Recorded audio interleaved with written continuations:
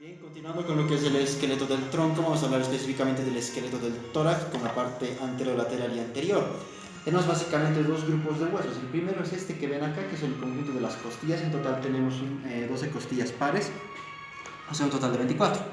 Con lo que respecta al resto del el esqueleto, tenemos un hueso que es par y que primitivamente eran tres huesos soldados. Es el esternón. Bien, es mejor dicho un hueso impar. Bien, con lo que respecta al esternón, empezando con el esternón, decimos que el esternón es un hueso impar, constituido básicamente por tres huesos primitivamente. La parte superior se denomina manubrio esternal, la parte media se constituye como cuerpo esternal y la parte inferior se denomina como apófisis sifoides. Bien, estos tres huesos están soldados y constituyen uno solo. El hueso en general está ubicado en la caja torácica, en la parte ventral superior de la caja torácica, y con lo que respecta a su posición, pues algunos autores describen que no hay una posición específica debido a que el tórax es variable de individuo a individuo, pero nosotros describimos una posición clásica que dice que el eje del manubrio esternal debe de estar en un ángulo de 45 grados, más o menos tendríamos esta es la posición de un tórax en este individuo. Bien, con lo que respecta a la configuración del hueso, está constituido básicamente por dos caras, tenemos dos bordes y dos extremos que alguno que otro autor describe como cara superior, pero la mayoría como extremo. Entonces, en lo que respecta a la cara anterior está constituida básicamente en todo su trayecto por rugosidades producto de los músculos. Estas rugosidades son mucho más marcadas en la parte lateral y en la parte superior del manubrio, como podemos ver acá, y son producto de la inserción del músculo pectoral mayor. Bien, en la parte de la unión del manubrio con el cuerpo tenemos esta prominencia de Lewis, conocida también como ángulo de Lewis, que representa el punto de unión entre el cuerpo y el manubrio esternal. Aquí tenemos de perfil bien claro cómo se define este ángulo, y lo que nos interesa de este ángulo es que a los costados presenta las carillas articulares para la segunda costilla. Por lo tanto, es un punto topográfico de interés porque nos permite identificar el punto de la segunda costilla y por lo tanto espacios intercostales. Con lo que respecta a la parte inferior, pues las rugosidades son menos marcadas e igual sirven de inserción al pectoral mayor. Y bueno, no tenemos en este caso una apófisis sifoides, generalmente es la parte que falta en la mayoría de los esternones. Y con lo que respecta a la apófisis sifoides, es generalmente algo así como una especie de pico, como una especie de navaja o el extremo de una picota, que generalmente tiene una disposición variable, puede estar generalmente con una convexidad anterior, puede ser recto, convexidad anterior, puede estar incluso bifurcado dependiendo de la configuración del tórax del individuo si tiene alguna patología. Bien, en lo que respecta a la cara posterior, tenemos que la parte superior está libre de inserciones musculares precisas y por lo tanto, como podemos ver, no tiene rugosidades o prominencias óseas producto de una inserción. Con lo que respecta a la parte del cuerpo, sí presenta rugosidades a los lados producto del músculo transverso del tórax o propio del esternón.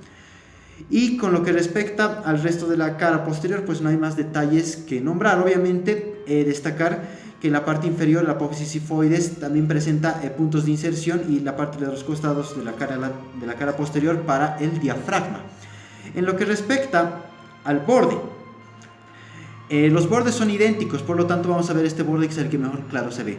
Lo que presenta el borde básicamente son carillas cóncavas son carillas articulares costales destinadas a la unión con las costillas y los respectivos cartílagos costales de cada espacio. Bien, lo que ha de destacar en el borde lateral es el punto de unión igual entre el manubrio del esternón y el cuerpo esternal, que representa el punto de inserción de articulación con la segunda costilla. Por lo tanto, esta sería la tercera, la cuarta, la quinta y en este caso se nota muy poco de la sexta inserción. Recuerden que los espacios inferiores prestan inserción por sobre todo más a cartílagos que permiten unir dos o tres costillas en un mismo punto esternal. Con lo que respecta a la parte superior, pues aquí tenemos la articulación, la carilla articular para la primera costilla. Y por arriba de esta tenemos una carilla ya yéndonos al borde superior, que es la carilla clavicular o carilla articular clavicular o carilla escotadura lateral del esternón, que es por donde se articula con la clavícula. Por arriba de esta tenemos una escotadura impar, que es la escotadura esternal media, escotadura esternal medial, o en algunos casos conocida también como escotadura yugular. y que es el punto de límite inferior del espacio entre los dos esternocleidos mastoideos.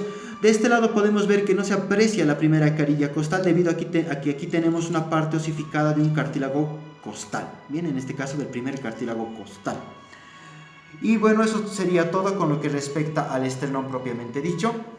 Vamos ahora con la parte de las costillas. Bien, con lo que respecta a las costillas, primero vamos a describir una costilla típica. La costilla es considerada básicamente por algunos autores como un hueso largo y a otros como un hueso plano.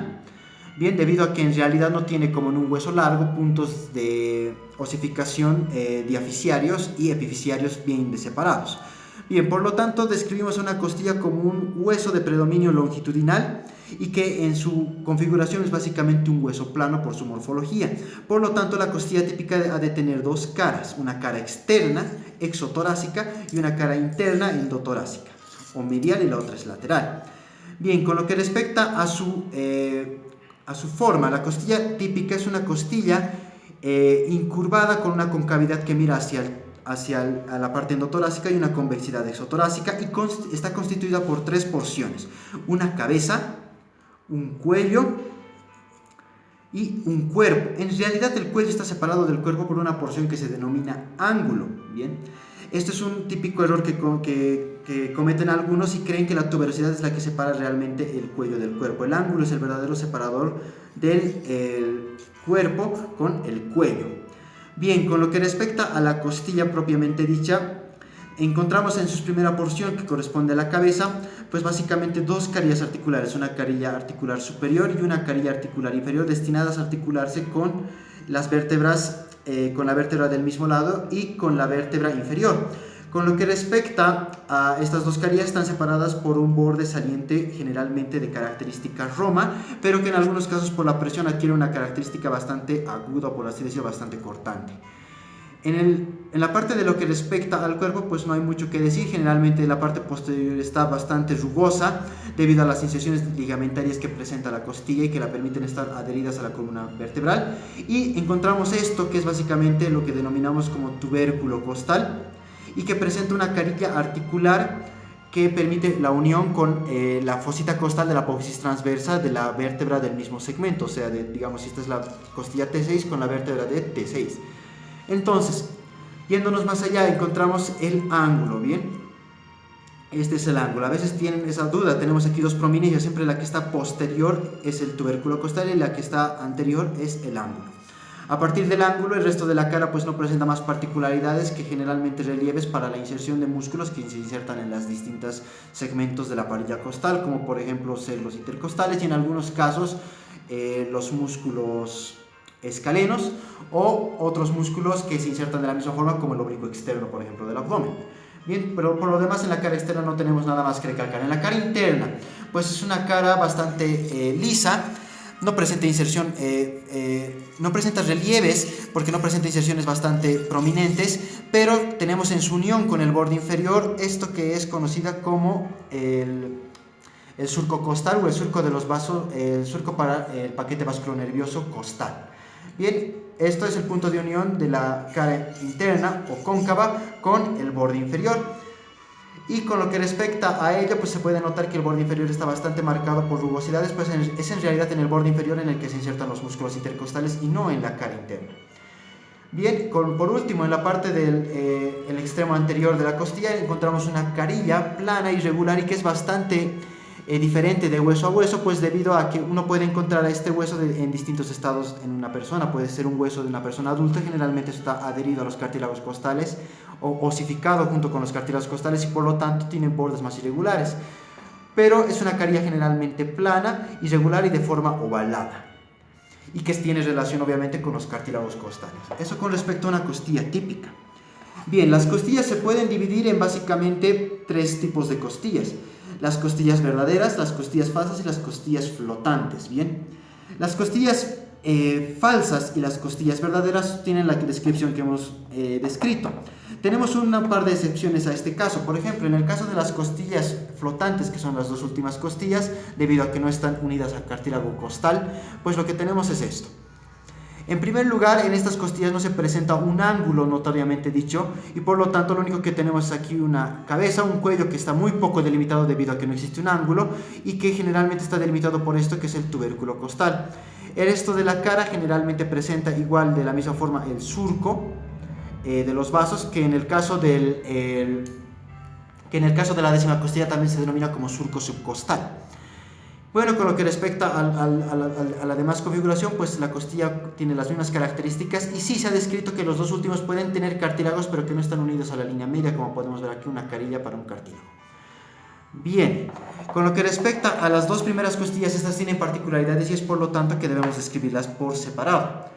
La segunda costilla, empezando por esta que es mucho más sencilla, presenta una prominencia. Si nosotros ubicamos a la costilla en su posición y lo dividimos en parte anterior y posterior por igual, encontramos que la parte posterior presenta una prominencia bastante marcada que es destinada a la inserción del músculo serrato posterior, y tenemos un surco que no tiene el paso por si acaso de ninguna arteria o vaso sanguíneo en específico, y hacia adelante tenemos otra rugosidad que presenta que es producto de la inserción del escaleno medio. No se inserta el escaleno anterior en esta costilla, o por lo menos no presenta un relieve de dicha inserción en caso de que haya una inserción inconstante.